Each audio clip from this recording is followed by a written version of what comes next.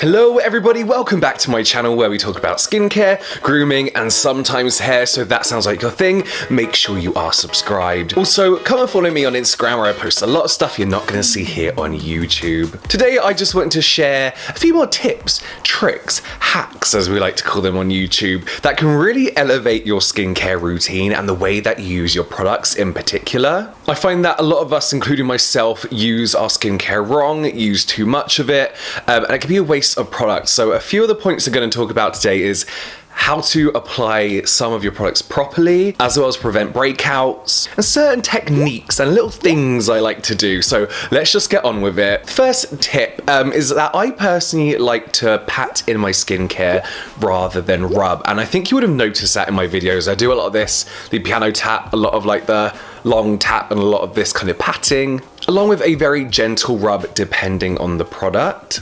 I feel personally that my skin looks a lot better when I pat in my skincare. It has a kind of glow to it rather than rubbing. My skin can look very easily irritated. It won't get irritated, but if I'm rubbing my cheeks go red, whereas if I pat them gently, they're fine. This idea of patting in skincare is thought to also produce collagen production, stimulate blood flow, but I'm not sure how much scientific backing that has, but that is the main reason this technique is popular in Asia. And you'll find that a lot of Korean and mostly Japanese products actually will recommend and suggest on the directions that you pat in the product rather than rub. So my new favorite brand, Labo, this is what they have to say about patting versus rubbing on their website. They say that patting actually enhances absorption, and paired with a circular boosting massage and other pampering rituals, it yields luxuriously effective results, which sounds very good to me. And this is what I mean by some products I'll rub, like my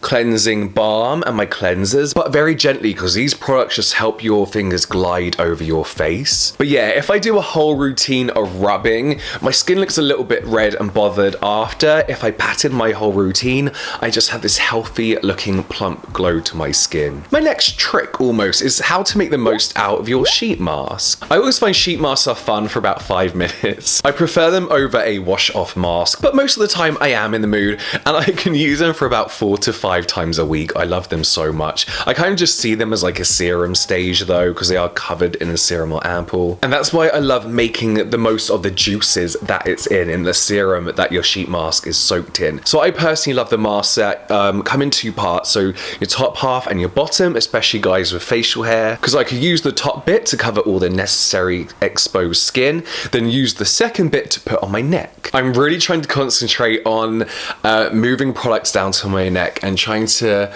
you know, halt my neck at the age of 30 and not make it look any older. So applying that serum and ampoule to my neck is really going to help. But it's the same with your hands. So when the mask is on for about 5 to 10 minutes, I never let it dry out on my face. I'll squeeze out the serum from the packet into my hands.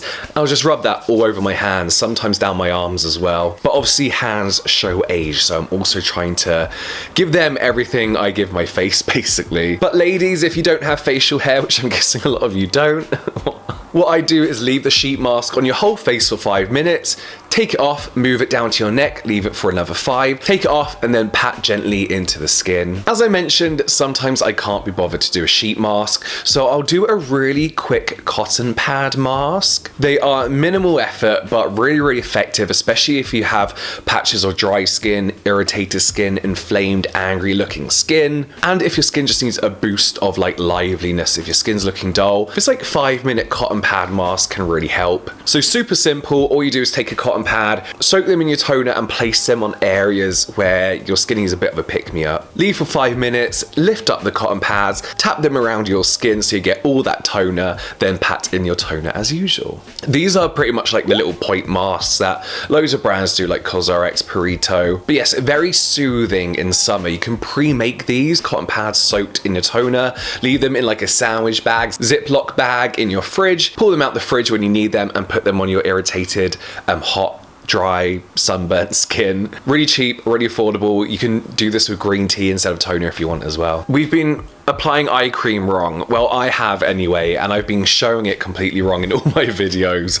So I'm guilty of overusing my skincare. I think I've talked about this before. And I always need to keep remembering that just because you're using more product, it doesn't make it more effective. I think eye cream is one of those products that I panic with. I'm like, make me younger, you know? So yes, I think out of all the products, everything I've seen online as well, eye creams are definitely overused. I'm guilty of overusing, and I'm guilty of putting the eye cream way too close to my eye. And eye creams can be super expensive. The majority of eye creams are, so we don't want to be wasting product either, and we want to be getting the most out of our eye cream. So the correct way to apply eye cream is to take a small amount on each eye. I believe it's about a small pea size worth for each eye. Then you want to do small dots around the eye socket, not right up to the eye, but just on that eye socket there, up to where the crow's feet would be. Then gently pat in with your ring finger, your index finger, whatever this one is. Why don't I know fingers? I always have this problem.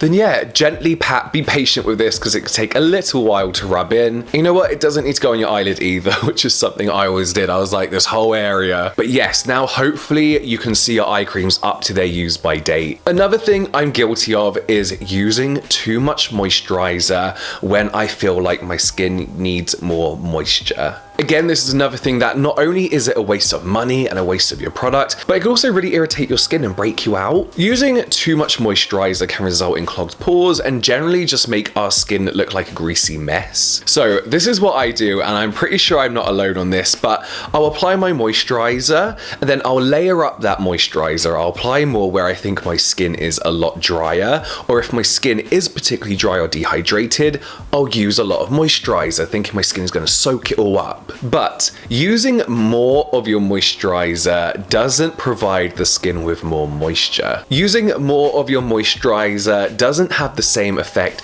as swapping it out for a moisturizer that's more moisturizing. Does that make sense? Moisturizer is one of those products that our skin will just take what it needs. So if you're finding that that one layer of moisturizer isn't supplying your skin with enough moisture and doesn't feel nourished and hydrated and moisturized, you need to swap it out for a moisturizer that will do that in one layer. So yes, find a moisturizer that will better hydrate and moisturize your skin while your skin's craving that moisture. One big thing that made a difference for me, especially in my teenage years, and even now actually, is keeping my hair out of my face. Now, I used to have a fringe. I changed my hairstyle because I was breaking out a lot on my forehead, and that would be because of the hair product that would transfer from my hair onto my forehead. And I find that this can even happen now in my evening routine. Once I've done a whole day and my hair isn't quite what I styled it like that morning, it's usually drooping down in front. So when I'm applying product to my face, if a bit of hair falls down, and I'm not looking in the mirror because I don't usually often, I'm rubbing that bit of hair over my forehead, and all that product is transferring onto my skin, especially with like an oil balm or like an oil cleanser. It's rubbing it all off onto my skin, and a day later I will notice a breakout, a couple of days later, whatever, and it's usually down to hair product on my skin still. And even at night when like I'm leaning on my side and all my hair is kind of like on my forehead, it really bothers my skin. So I used to wear a hairband both when I was doing my skincare routine and usually sometimes when I went to bed as well.